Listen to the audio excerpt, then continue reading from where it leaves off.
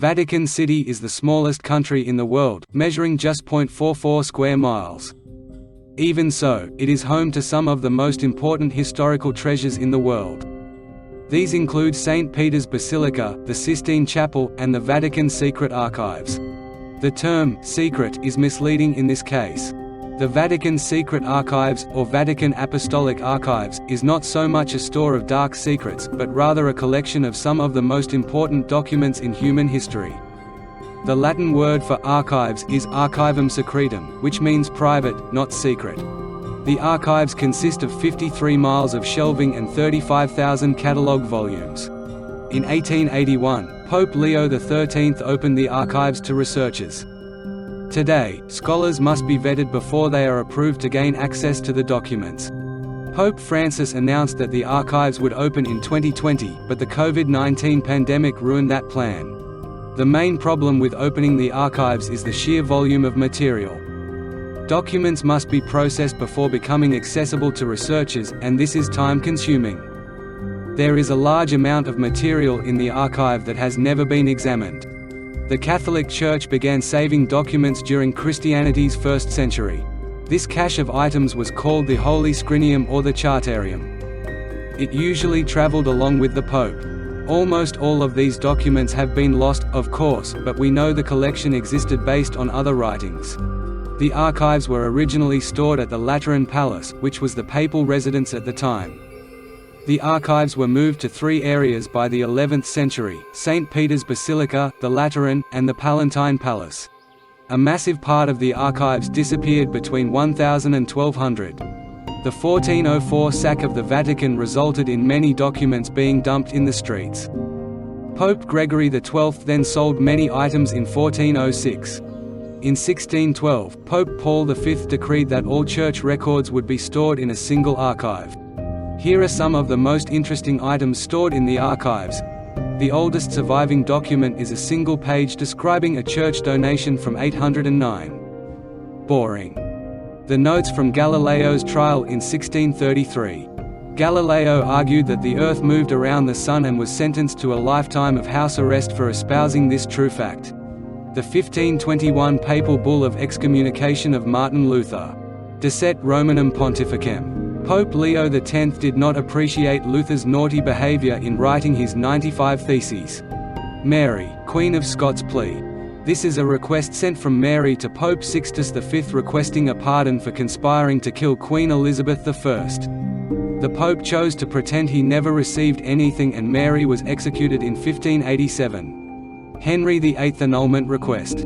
Henry wanted to marry Anne Boleyn, but he was already married to Catherine of Aragon.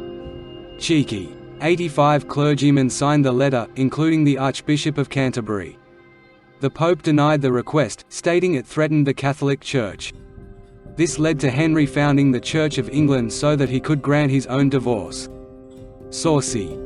The minutes of the trials of the Knights Templar, the sheen on parchment. This bad boy is the size of a large table and describes the blasphemous behavior of the knights during the Crusades.